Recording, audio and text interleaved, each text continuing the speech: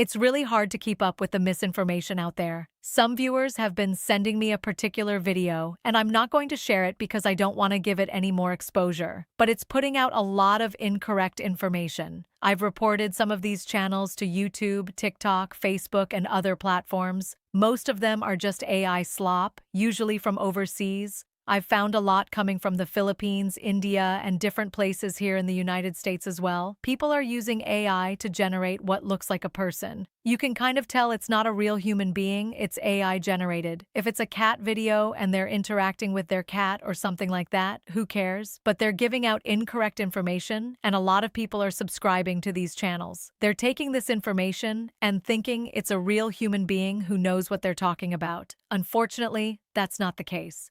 I'm going to go through the 5 things that this other video, which has over 1 million views, is claiming. There are over 1 million people out there who think this AI-generated image knows what it's talking about. Let's go through those real quick. This is also a live Q&A, so if you have any questions, make sure you type them in, and I'll answer as many as I possibly can about all things Social Security, retirement, disability, and spouse benefits. If you're new to my channel, my name is Ed Weir. I ran the 3rd busiest Social Security office in the country, and here's what I'm doing in my semi-retirement, helping you all make sure you're getting all the benefits you're eligible for from these different programs. I've also got some people who notified us of particular issues in Michigan, California, and Ohio. I will address those and notify everybody else in those particular areas to watch out for these things. If you're watching this recording, make sure you subscribe, like, and share so you can find us in the future if you or your family have any issues. Let's go through all this garbage, which we shouldn't have to do, but I'll go through it as quickly as possible so we can get on to the important stuff of answering your questions.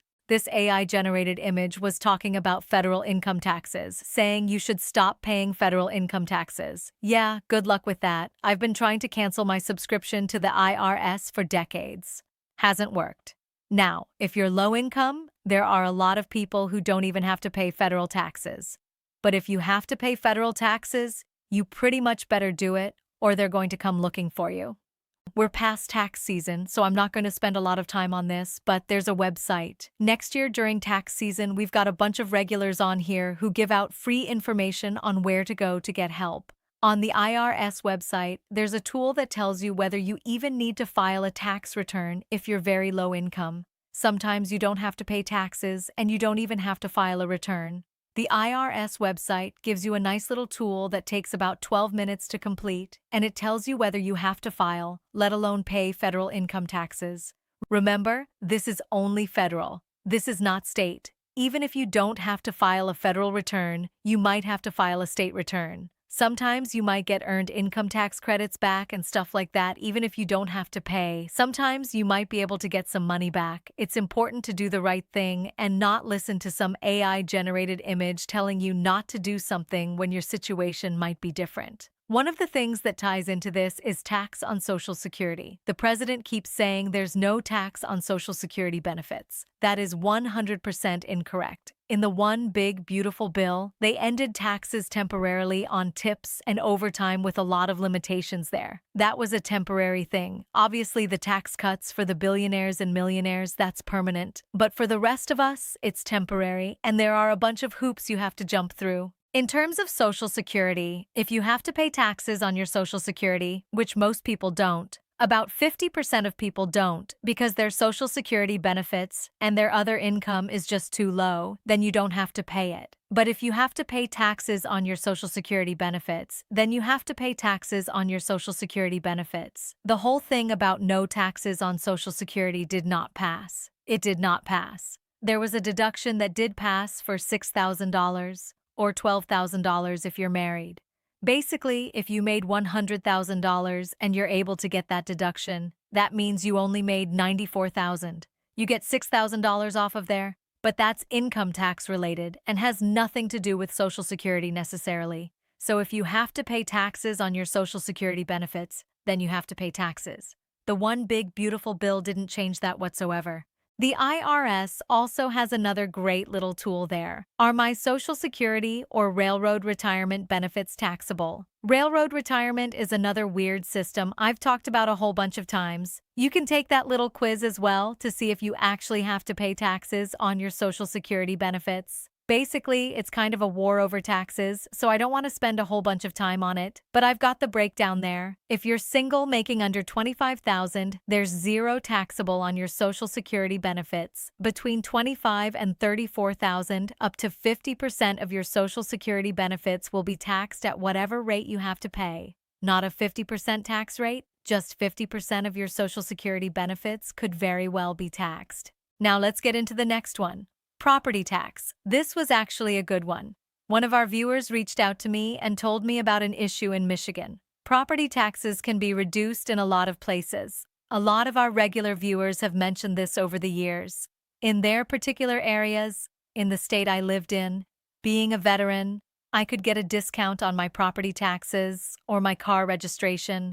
I always did it on the car registration because it was easier. But property taxes in some states, particular municipalities, counties, wherever the case may be, might have a discount for you if you're a senior receiving Social Security benefits, receiving SSI, or receiving disability benefits. Make sure you reach out to those particular places and check around and see if you can save some money on your property taxes. Some people say, well, that doesn't help because I'm paying rent. We've got Kathy Rector in Michigan, who says if you have proof that you have to pay your Part B premium, take that to your front office and see if they can use that towards your rent.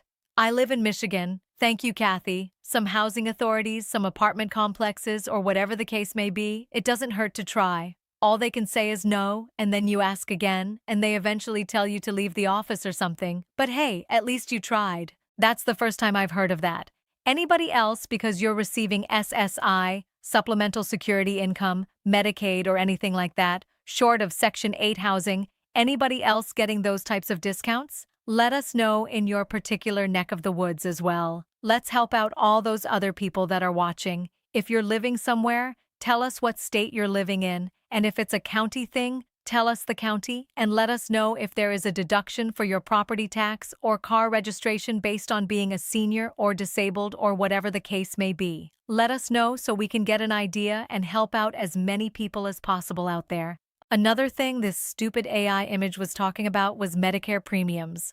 Don't pay Medicare premiums, Part A premiums. 99.9% of people don't pay Part A monthly premiums anyway. The only people that pay monthly premiums for Part A, which could be quite a bit of money, over $400, are those people that didn't pay into Medicare, that are not insured for Medicare. They didn't pay 40 quarters, 10 years, so those people have to pay. If they want Part A, then they have to pay. But everybody else, 99.9% of people out there, don't have to pay for Part A. One thing, though, is Part B. If you or someone you know is having a hard time paying for the Medicare Part B premium, there are programs out there. It's called the Medicare Savings Program. You apply through Medicaid through your particular state, whatever they call Medicaid in your particular state. Some states call it different things. Apply for Medicaid, and if you're approved at the higher levels, then the state will pay for your Part B premium, that $202.90. That is probably one of the biggest things out there that people don't know about. It's estimated that $30 billion is being unclaimed by people throughout the country for all these different programs. That's what we do on this channel. Try to help you all find as many programs for you or someone you know who's struggling. The Medicare Savings Program is a big one. If you're able to get Medicaid, it'll help you with a lot of healthcare costs. If you're able to get a higher level of Medicaid, there are different levels of Medicaid, and if you're able to get a higher level, they'll pay for your Part B premium. Then you just might be eligible for what's called a Medicare Advantage Dual Eligible Plan, where you get one of those grocery cards, over-the-counter cards, transportation, and some other benefits as well. A lot of people just don't know. They don't know what they don't know. If you've got any more detailed questions on that, make sure you join our live Q&A there, and we can help you go through that whole process. Then there's tax preparation fees. Who is it? Nona or Pink Owl? I think Pink Owl, our regular viewer during tax season, pops up in our live Q&A and gives information on getting free tax help. I know it's not tax season, but go ahead and pop that information up again there, Pink Owl or Nona. Thanks. I forget which. Anyway, go ahead and post that information as a regular. There are a lot of other legal clinics, not necessarily tax type stuff, but legal clinics. If you need help with a landlord or something, check your bar association in your particular state. If you've got a law school, sometimes they do kind of a legal clinic at particular law schools and might help you with that stuff, navigate you to the right places, and you can always come here and we can see what we can do to help you out as much as possible. All right, so we went through that pretty quickly. If you've got any details on any of that, I'd be happy to answer all the rest of it. We've got another one here. Lisa says she was kicked off of Medicaid in Ohio with no letter about it. Bills just started showing up. Oh my gosh. This is going to happen a lot because of the so-called One Big Beautiful Bill. It cut close to $1 trillion from Medicaid. A lot of states throughout the country are running around trying to figure out how they're going to fund Medicaid after losing hundreds of millions of dollars. Unfortunately, they're going to be kicking people off. They're going to be cutting physicians, so even if you have Medicaid, you might not be able to find a doctor. They're cutting benefits and downgrading people. I guess in Ohio they just kick you off and don't even tell you. They're supposed to send you a letter, but theoretically, they're supposed to send you a letter. Maybe if you moved, you didn't get it, and they didn't forward it to you. Anytime you move and you're on Medicaid or any type of benefit, Social Security, Medicare, Medicaid, you should always notify the agency and tell them when you move so they can send you new information if you need it, or they sent you the letter and it just wasn't delivered, stolen out of your box, whatever the case may be. But you need to fight that. Contact your state Medicaid, contact Ohio Medicaid, and reapply, or see if you can appeal that denial. I would rather than reapply. Before I worked at Social Security, I worked for the Department of Social Services doing Medicaid. If you reapply, you're going to have kind of a new start date. So if you reapply this month, your Medicaid might start in June, and then those bills that you have from previously, you're stuck with. So I would appeal the process. It might say something on there that you have 60 days to appeal or something like that. Most of these places have what's called good cause. If you're over the appeal timeline, you just tell them, well, I didn't get the letter. All of a sudden, just one day I started getting bills. When you're on any type of health insurance, you kind of receive bills. They're not necessarily bills. They're notifications that, hey, by the way, you went to the doctor and they charged $400,000 for a Band-Aid. This is not a bill. We're just kind of notifying you. You can just say, if this is the fact that you received it but you thought they were taking care of it. Doesn't look like they are. You didn't know you were cut off. You know you were supposed to do the appeal within however many days, but this is the good cause for filing late. Rather than doing a new application, I would definitely try to appeal so you don't lose those months. Another question. Sold the business in March 2025. I turned 67 in April 2027. I understand there is a 2-year look back to see if I have IRMAA, and then my Medicare goes up. Is that correct? Should I wait until 68? Yeah, because you sold your business, I assume that's capital gains. They will look back. In 2027, they will look at your taxes for 2025. And then if you've gone over the amount, it depends on how much that is. Here is the amount for this year, for instance. If you sold your business and made over $500,000, and it depends on you, and it's between you and your accountant and the IRS, how exactly you categorize that as capital gains or whatever the case may be. But if it's categorized like that, if it's categorized as part of your modified adjusted gross income, and if it's over $500,000, then yeah, you're going to be paying $689 for your Part B and another $91 for your Part D, your prescription drugs. So that is a fact. But in terms of waiting or whatever like that, you can't appeal anything until you get that decision. You can't do anything right now. Once you get that in 2027 or so, once you get that letter that says, hey, we looked at your taxes 2 years ago and now you're going to be charged another $200 or $300 or $400 a month for your Part B, then you have an appeal right.